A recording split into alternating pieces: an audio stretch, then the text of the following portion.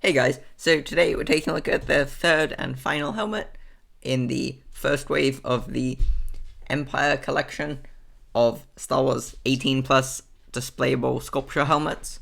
So this one has around 600 pieces or so, similar to the others, and is 18 plus, as I said, comes in the nice black box. And this is one of probably my favorite one out of the three. It's obviously the most recognizable to non-Star Wars people, I would say, and it looks pretty good. They've done a really good job at capturing all the sort of details down to the fine details and the general shape, especially the curve around the top, and it looks pretty good. So similar to the TIE Pilot, this design here is basically the same but in white. So we've got the two printed pieces again and the two stickers, and we have the two vents or whatever they are, I'm not sure. And then instead of the breathing tubes for flight, we've just got the two circles here, which look pretty good.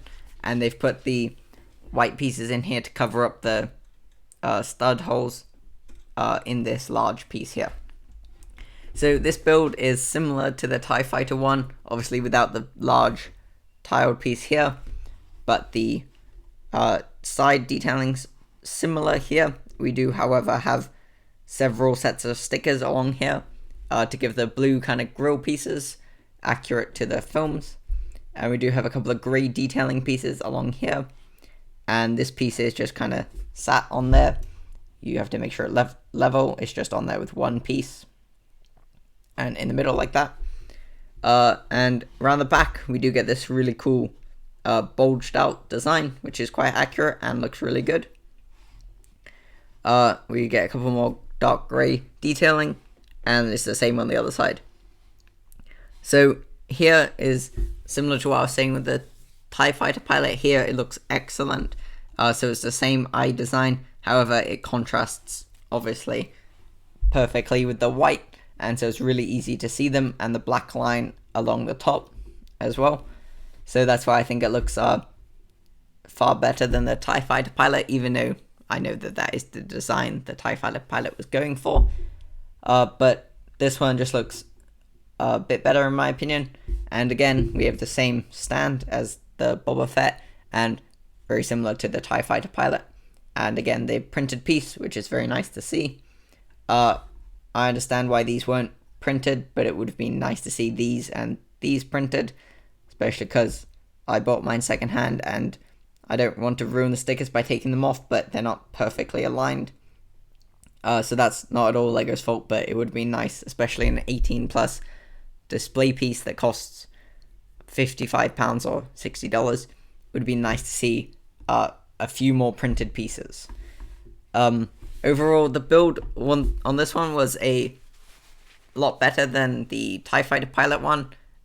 Even though it's white on white, it just was easier to see in my opinion compared to the black on black, especially for these kind of sections that you build up around here, where it's a lot of corner pieces or 1x1s and stuff like that.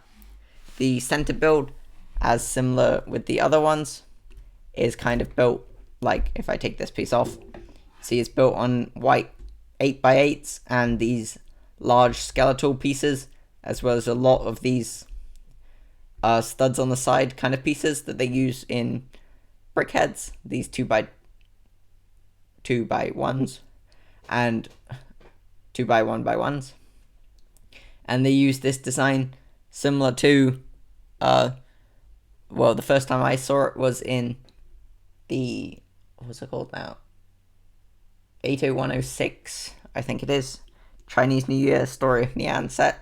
The riot shield pieces that I believe originally were used in like the First Order battle pack and that, they used there to get this kind of angle in here, which is nice to see, and they come in like a really nice burgundy blood red kind of color, so that's cool to see.